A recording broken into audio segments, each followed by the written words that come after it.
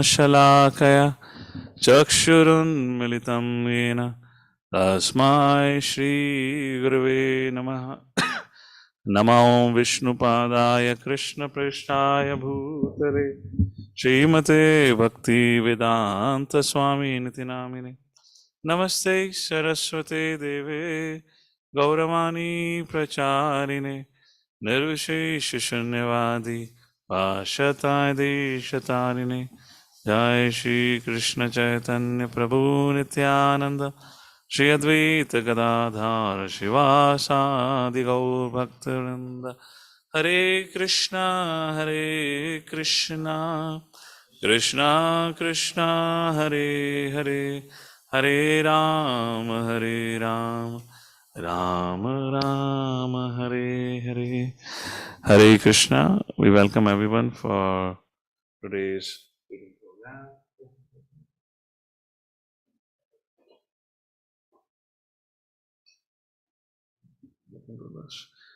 Our extension boards have been changed.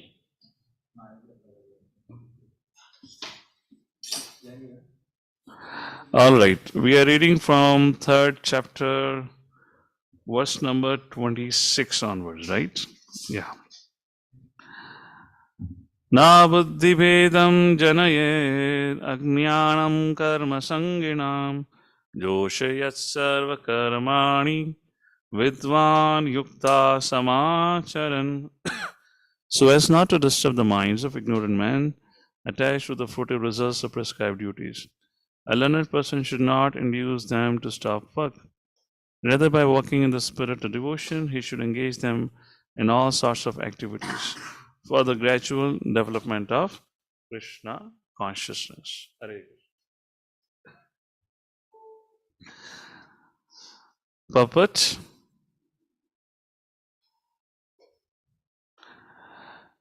Vedaischa sarver ahameva vedyo.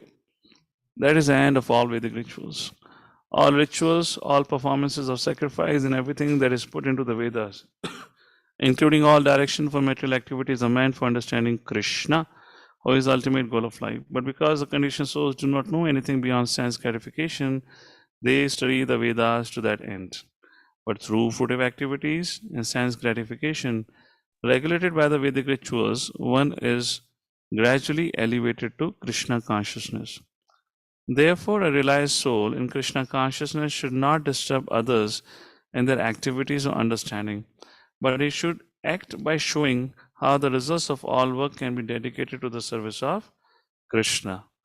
The learned Krishna conscious person may act in such a way that the ignorant person working for sense gratification may learn how to act and how to behave. Although the ignorant man is not to be disturbed in his activities, a slightly developed Krishna conscious person may directly be engaged in the service of the Lord without waiting for other Vedic formulas. For this fortunate man, there is no need to follow the Vedic rituals because by direct Krishna consciousness, one can have all the results one would otherwise derive from following one's prescribed duties. Hare Krishna. Reading the translation again. So as not to disturb the minds of ignorant men attached to the fruitive results of prescribed duties, a learned person should not induce them to stop work. Rather, by working the spirit of devotion, he should engage them in all sorts of activities for the gradual development of Krishna consciousness. So we are discussing from third chapter, just to do a brief recap, where the discussion is why performance of prescribed duties is essential, is being discussed. So far, Krishna gave an example of Janak Maharaj, how Janak Maharaj attained perfection of his life, or rather say, he was already perfected being, yet he performed his prescribed duties. And then Krishna gave his own example. I don't depend on any results. I don't need anything from this world. Yet when I come, I perform my duties. And then Krishna says the importance of prescribed duties by a leader. Yat yat achrati shreshtas. And the main premise is, if we don't do it, if the leaders don't do it, then rest of the mass, rest of the public would follow, considering it to be a standard. And then we will become the cause of the destruction of the society. So Arjuna's argument, the Kula Dharma will be destroyed, Stri Dharma will be destroyed if I fight, because there would be nobody to protect, because everyone would die. Now Krishna is saying, if you do not follow your Kshatriya Dharma, if you do not follow your duty, then there won't be any meaning to Kula Dharma or Stri Dharma, like that. Text number 27. Prakriti kriyamani guna karmani sarvashah ahankara vimudhatma kartaham iti manyate. The spirit soul, bewildered by the influence of false ego, thinks himself the doer of activities that are in actuality carried out by the three modes of material nature. So, why we should perform? Anyways, you're not the doer of your activities. So here Krishna is establishing that point. So who performs the activities? It's performed by three modes.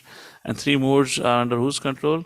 They're under the control of Lord Shri Krishna. Ultimately, Krishna is telling Arjuna what he's going to tell in 11th chapter also. Arjuna, you're not fighting the war. I've already dictated the result of the war. Everyone is already killed. Similarly, here Krishna is saying, giving a prelude to that concept, which we'll read in the 11th chapter. Nobody performs an action. Everything is performed by the three modes of material nature. So what do? You take an initiative. So you should not stop taking initiative. Our job profile is to take initiative. That's very important. And everything happens in this world when a person takes initiative, just like Srila Prabhupada took an initiative to preach. That's the reason preaching happened. Like Prabhupada would not have taken initiative, nothing would happen. Just like with all of your encouragement, we took an initiative of Bhagavad Gita reading. Bhagavad Gita reading is happening. So initiative is something. So therefore, I'm maybe a little bit emphasizing, but it's a very important point. All of us should go back today and reflect how I'm taking initiatives in my life to serve Guru and Gauranga. What are my initiatives? Because everything starts initiative. Now, don't worry about the result. Unfortunately, our problem is we don't want to take initiative because we are too much caught up with the result and expectation of the result.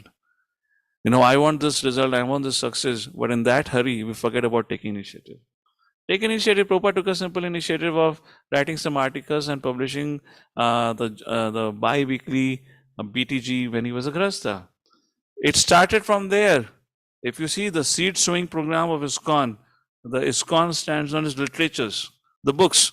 From where did the books came? If Prabhupada would not have written those small articles, how would he would have practiced himself to become a seasoned writer? So everything. So anything huge has a small and humble beginning. The huge does not start with a huge effort. It's not that Prabhupada had thousands of followers suddenly come to him and they went around and opened 100 temples. It all started with humble beginning. Any initiative, any business tycoon you see in the world, it all starts with humble initiative. So please do not get discouraged. Do not get too much caught up with the expectation of result. Do anything. Let's go and distribute one book a day. No problem. You'll see if you do that, within few months of time or some maybe a year time, you'll have a fledgling or upcoming community where many people will be connected. But if you would have not have gone out and distributed even a single book, that would not happen. So don't think and back, oh, kitna acha hoga, I would have devotees around me. No, that's okay. But you take the initiative. That is what this verse emphasizes. The application point, if you want to think about it. Do not daydream, come up this ignorance. This is ignorant mentality or mode of ignorance where we keep on daydreaming. In mode of passion, we are too attached to the results, which is also daydreaming. Because we are too attached and affected by the results, we get swayed. Oh, I want success, but how can I start with one person? I need more manpower. Such a people become demanding. They become over-dependent on the resources and they would demand, no, I need more help, I need more assistance, send me people, send me manpower, send me money. Only then I'll be, because they're too much caught up with the result. But in mode of goodness, they just least bother. The mode of goodness mentality is, let me take an initiative. And what is initiative? No problem, let me go and tell one person, chant Hare Krishna. Result, as Krishna says, do not think you are the doer. Result is in whose hand? My hand. Everything would happen. So very, very important, vital verse, this one. Purport. Two persons, one in Krishna consciousness, other in mental consciousness, working on the same level may appear to be working on the same platform, but there is a wide gulf of difference in their respective positions. The person in mental consciousness is convinced by false ego that he is a doer of everything. He does not know that the mechanism of body is produced by material nature, which works under the supervision of the Supreme Lord. The materialistic person has no knowledge that ultimately is under the control of Krishna. The person in false ego takes all credit for doing everything independently, and that is a symptom of his Needs science, ignorance. He does not know that this gross and subtle body is a creation of mental nature, and under the order of the Supreme Personality Godhead, and as such, his bodily and mental activities should be engaged in the service of Krishna. We'll see this in 7.4, 7.5. The ignorant man forgets that the Supreme Personality Godhead is known as Rishikesh, master of the senses of the mental body. But due to his long misuse of senses and sense gratification, he is factually bewildered by the false ego, which makes him forget his eternal relationship with Krishna. In true sense, this verse can be lived or practiced by somebody who is situated in mode of goodness. Otherwise, it's just not possible. We can give many classes on it, we can talk about it, but that sense of taking initiative and not worrying about the result would not happen. You look back in your own life, even if I've seen so many devotees practicing for decades together, they take initiative later, but they're too worried about the result. And they keep harping on the result. And for that result, they put so much effort, they forget that what is the initiative I should take. And in that, they burn people out. So, mode of goodness, only this instruction can be understood. You're not the doer, neither you should. And then we very nicely sweet coat it by saying, no, this is for the pleasure of Guru and Gauranga. We need to give results to Guru and Gauranga. This is nothing your mode of passion ignorance that is dictating you. And that is again, there is a lot of, false ego. I want to produce a result for myself because I am great. That's the thing we have to understand here. Text number 28. Tattvavetto mahabhau gunakarma vibhagayo gunaguneshu vartanta iti matvana sajjate. Let me just make one more point and clear it. Being into that platform of mode of ignorance and mode of passion is not a problem. We all are there. But if we understand that and recognize it, then it tells us that rather than we taking a lead, rather we follow a person who is a mode of goodness. So we get purified. That's the point I want to come to because before I move forward. Otherwise, some of you may get discouraged. So if we understand we are acting on these lower modes of consciousness, better let me be an assistant. So that I get purified of my lower propensities and I cultivate mode of goodness. This is the way you can live by this instruction. If a person in mode of ignorance and passion takes on to any service, if we win a service, it will be very difficult for other devotees to work around that person. That's very difficult. And that's where Vaishnava Aparadha, etc. takes place. Therefore, I often say, there is no safer position being the servant of the servant. Being a leader is a most risky position. And we have to take sometimes that position because we are given. We have to take that as a service. So those who are in the subordinate position, they keep thinking, मेरा number कब आएगा? मैं कब leader बनूंगा? आप leader से पूछो, वो सोच रहा है मैं कब दास बनूंगा?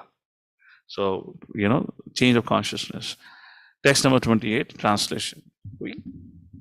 One who is in knowledge of the absolute truth of mighty arm does not engage himself in the senses and sense gratification, knowing well the differences between work and devotion and work for fruitive results. So one who is in knowledge, who can be in knowledge? Mode of goodness is a symptom of knowledge. Person who is situated in goodness has knowledge, right? 14th chapter, you'll read about it. So again, mode of goodness is being discussed subtly here. So one who is in knowledge knows the difference between activities for sense gratification, activities for Krishna consciousness, like that. He knows the difference. That's the point here. Purport. The knower of the absolute truth is convinced of his awkward position in material association. He knows that he is part and parcel of the Lord and his position should not be in the material creation. He knows his real identity as part and parcel of the Supreme, who is eternal, bliss and knowledge. And he realizes that somehow or other, he is entrapped in the material conception of life. What is material conception of life? I and mine. This is my body. So I have to enjoy. This is material conception of life. In his pure state of existence, he is meant to dovetail his activities in devotional service to the Lord. He therefore engages himself in activities of Krishna consciousness and becomes naturally unattached to the activities of the material senses, which are all circumstantial and temporary. He knows that this material condition of life is under the supreme control of the Lord. Consequently, he is not disturbed by all kinds of material reactions, which he considers to be the mercy of the Lord. According to Srimad Bhagavatam, one who knows the absolute truth in three different features, Brahman, Paramatma, Bhagwan, is Tattvavid. For he knows also his own factual position relationship with the Supreme. Very beautiful purport, too beautiful. I'll just make a point or two about the very first line.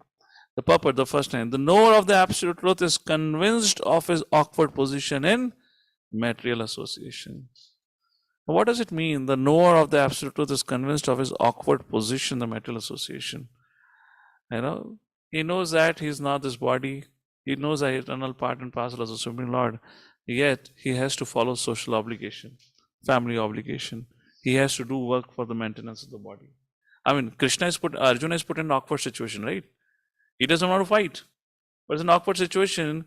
Assuming, of course, he knows anyways, but Krishna. But let's take it this way: Arjuna knows very well who am I. I'm a part and parcel of the Lord. And he's like, why should I engage in this ghastly warfare? Let me go and chant Hare Krishna, na? What I got to do? But he's put in an awkward situation. So that is what the knower of the absolute truth is convinced of his awkward position. Now, second thing, what it means, when you're convinced of your awkward position, you do not take material life seriously. That's a very important point. You do not take material life seriously. What happens in the office? I'm just going to my professional life just to make my body and soul together, just to keep my body and soul together. I don't want to get caught up with the whole dynamics and economics and the politics of my professional life. What happens in my family life? If the family life is not going well, it's my anyways karmic reaction. I don't want to get caught up with it. Something like Jad Bharat. Totally unaffected with the family relationships, the social dealing, everything. So that is how these two things happen. First of all, he recognizes, oh, I have an obligation, I have to act. And in that situation also, whatever good and bad happens, it remains unaffected because this is not what I am. Even my wife, even my kids, even my office, even my parents, everything that I have, even my possessions for whom I'm working hard, I have to pay back the loans. Everything is temporary because once the body ends, I'm not going to take anyone and anything. So why am I struggling so hard to maintain all these things which are not there going to be with me? And none of these things can help me go back home, back to Godhead. They can if they are also knowledgeable like you. Otherwise, there are major hindrances. That's an awkward situation. Text number 29. Prakriti guna samuddaha Prakriti guna samuddaha sajante guna karmashu Tan akasna vido mandan kasan vinna vichalayat. Bewildered by the modes of material nature, they ignore and fully engage themselves in material activities and become attached. But the wise, very important verse, but the wise should not unsettle them, although these duties are inferior due to the performer's lack of knowledge. So very, very important verse, at least for all those who are preaching, they should definitely make a note of it. We really go and destroy many lives around in the name of Krishna consciousness. Fellows don't become Krishna conscious, they cannot live their material life also peacefully. So, sometimes we become fanatic. Chalo, bolo, Hare Krishna. Sabhi bolo, Hare Krishna. Kyo bolu Hare Krishna? Nahi bolunga. Hare Krishna bolo. We think of ourselves too superior. Why? First of all, tell them why to chant Hare Krishna. Why force them to chant Hare Krishna? That effort you don't want to take. But force, chant Hare Krishna. Why? I'm also chanting Hare Krishna. Then what's the difference between you and anyone from the Abrahamic tradition? They also want to force their theology and philosophy of life on others. So do not unsettle people like that. And when you unsettle them, they become averse to Krishna consciousness. You'll find many people who are averse to Krishna consciousness. Why averse to? Somebody really forced them. And all right, you can call it his bad karma that he met you. And you really unsettled his or her life. In our Krishna consciousness, we always find some victims of our preaching. We were so super enthusiastic, we so super bombarded them, and they go with a broken heart. Kya chal raha hai jeevan mein? Kya ho raha hai? So what is a mature way of dealing with this? All right, talk to them, understand who they are, what their ability or inabilities, etc. And then try to engage them. And the best way, example is Prabhupada. What did Prabhupada did? Everyone likes to eat. I mean, have you seen this, what Prabhupada did ever before in any Acharya's life? If you pay attention historically, what Prabhupada did, Prabhupada said, eat prasadam. Because who doesn't like to eat? And who doesn't like to eat delicious Vedic cuisine? And then Americans, they love music. What did Prabhupada said? Let's have kirtans. Singing, and not only singing, dancing. Have you ever experienced, I'm sorry, I'm going into some elaboration because there's some very important verses. Now, have you ever seen when you dance in circle, सारा जो inhibitions होता है, it disappear. If you guys are not dancing, start dancing. When you dance in circle, now all the inhibitions goes away. And you suddenly feel so relaxed. That's a magical dance step, huh? So Prabhupada gave them singing and dancing, Prabhupada gave them prasadam, and they gave their life to Prabhupada. Philosophy came later on. Even to an extent, Prabhupada gave an initiation and then he said, all right, now follow 4 regulatory principles. अपना पहली class में बोल के आता है, know meeting no intoxication. बोले अभी जीऊंगा कैसे मैं?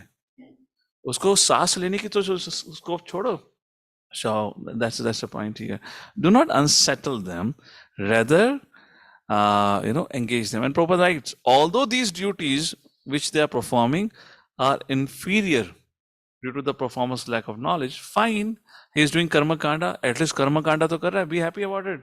He is given a vikarma. That's the point here. But persons who are unknowledgeable falsely identify with the gross material kind.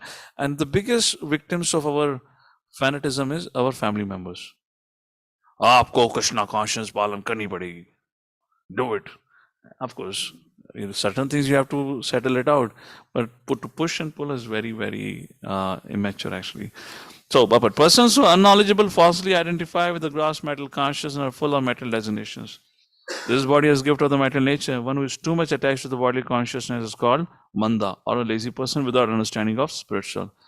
And when we break people out, we become very proud. So one young fellow trained up in youth in Krishna consciousness, when he went home, his parents were saying, Are, why are you spending so much time in chanting? Why are you doing this? Why are you doing that? And suddenly he asked them, who are you? The parents said, hey, who are you? We have parents. I have had so many parents and mothers and fathers in so many lifetimes. I don't recognize you. Papa ne chata mara kaal kar उसका collar पकड़ता तेरे को किसने बोला मैं तेरा बाप नहीं हूँ कौन बोला तेरे को और जब चाटना पड़ा ना वो सब भूल गया फिलहाल से पापा पापा इस ब्रह्मचारी ने सिखाया मुझे they came to the brahmachari how dare you tell that Prabhu said I never told him like this Chitraketu Maharaj ka kahani aata hai there's a story Chitraketu I never told him to go and tell his parents who are you so be careful of that. Ignorant men think of the body as self, they accept bodily connection with others as kinsmanship. The land in which the body is obtained is their object of worship, and they consider the formalities or religious rituals to be ends in themselves. Social work, nationalism, altruism are some of the activities for such materially designated persons. Under the spell of such designation, they are always busy in the material field. For them, spiritual realization is a myth, and so they are not interested. Those who are enlightened in spiritual life, however, should not try to agitate such materially engrossed persons. Better to prosecute one's own spiritual activities silently. Such bewildered persons may be engaged in such primary moral principles of life as non-violence and similar materially benevolent work. Such bewildered persons may be engaged. Men who are ignorant cannot appreciate activities in Krishna consciousness. Therefore, Lord Krishna advises us not to disturb them and simply waste valuable time. Now, you may wonder, Acha, why we are having book distribution? We're telling people, read, right? The little push that has to happen. Now comes the golden lines, the last few lines of the purport. But, please mark it, the devotees of the Lord are more kind than the Lord because they understand the purpose of the Lord. Consequently, they undertake all kinds of risks, even to the point of approaching ignorant men, to try to engage them in the acts of Krishna consciousness, which are absolutely necessary for the human being. So Prabhupada very beautifully balances it out. It does not mean that now we should not go and tell people to chant Hare Krishna. As I said, we should be, tactful how we encourage people to take to Krishna consciousness. And 30th verse, the most often quoted verse by Srila Prabhupada, one of the very important verses, do memorize it. Everyone, Mai sarvani karmani sanyasya dhyatma chetasaha nirasa nirmamo bhutva yudhyasva vigata jvara. Now Krishna is coming to the conclusion of this discussion on Karma Yoga. Do your activities, prescribed duties as a service unto me. Krishna says, O Arjuna, therefore, O Arjuna, surrender all your works unto me with full knowledge of me, without desires for profit. Nirashar, nirmamo. with no claims to proprietorship. Yudhasva vigata jwara. Jwara means fever, so which means laziness here, and free from lethargy, fight. Purport. The verse clearly indicates the purpose of the Bhagavad Gita. What is the purpose of Bhagavad Gita? This is the purpose of Bhagavad Gita. Anyone ask what is the purpose of Bhagavad Gita? Mai sarvani karmani sanisiddhyatma chetasa nirashirnirmamutva yudhasva vigata jwara. Krishna wants to surrender to Krishna. So that is the verse. Then what is the second verse? Sarvadharman. This is equivalent. When we had a Bhakti Shastra discussion, I had spoken on these two verses parallelly. How these two verses are exactly the same. Krishna is making this point. Maybe Sanskrit is different, but meaning is exactly the same when you go and study Sarvadharman Pratyaja. If you carefully study, same meaning Krishna is making there. Anyways, let's look at the purport. This is not the time for class, time for reading actually. This verse clearly indicates a purpose. So Bhagavad Gita, the Lord instructs that one has to become fully Krishna conscious to discharge duties as if in military discipline. Highlight this. How to do it in military discipline. The military discipline, if you break a rule, you don't get food. When you don't come for morning program, you don't get prasadam.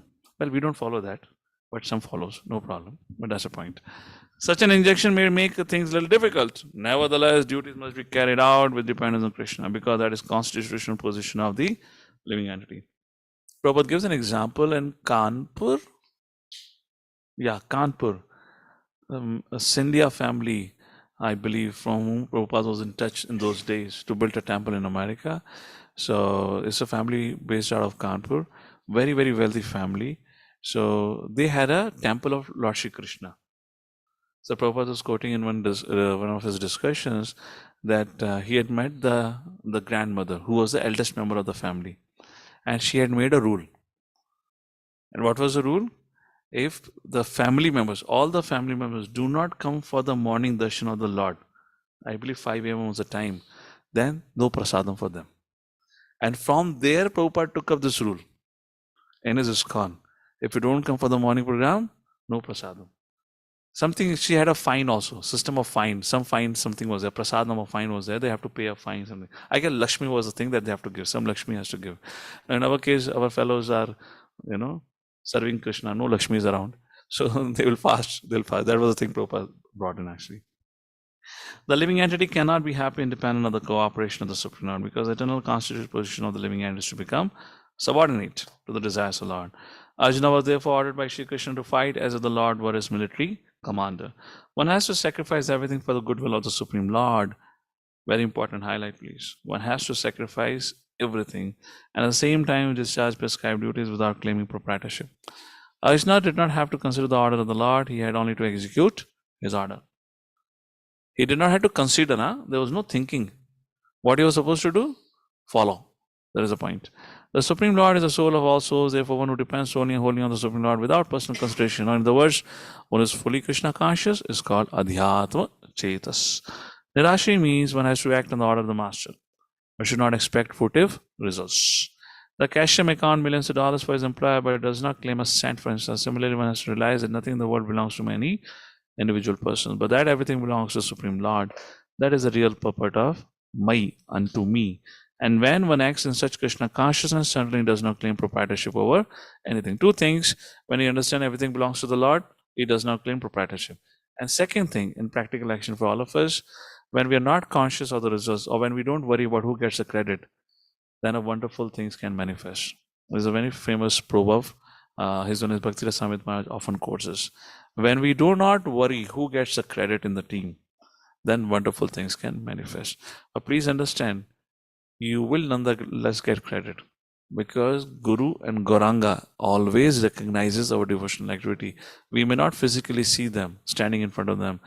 Our Guru is nothing, is Chaitya Guru, is an external manifestation of Paramatma. Paramatma knows everything that is going on. So why would Guru would not know? It's our lack of faith that makes us think that Guru does not know what am I doing.